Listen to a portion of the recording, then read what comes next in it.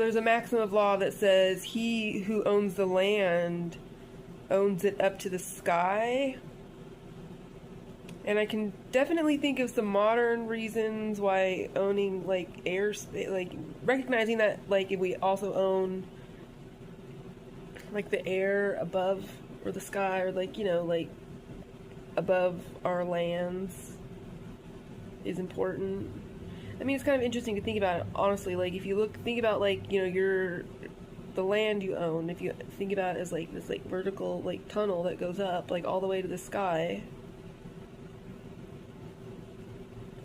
It's kind of interesting to think about, like, does that mean that we have, you know, rights to build vertically? Does that, you know, what would that mean in, like, the ancient times? Because I can think about what it means in modern times as far as, like, air traffic lanes, or like air pollution, or even like drone flying, or etc., etc. I mean, I think it's probably, you know, understood that we own the vertical space over our houses, so you can't build like a building, you know, like over my house kind of a thing. Don't encroach into, you know, horizontally into my, you know, space above my house or whatever. But it's just another one of those interesting things to think about. What would that mean? What would that really mean in ancient times? It's like we own land up to the sky. It's like, I wonder, like, would it be important to own the sky? What were we trying to like lay claim to in the sky?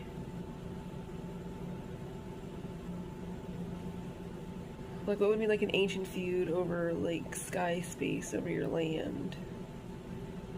Like ancient, like when they weren't airplanes or helicopters or skyscrapers, or probably like pre-blimp, but you know, when we're thinking about potential of like building some kind of like hover world, you know, in the higher upper atmosphere or something.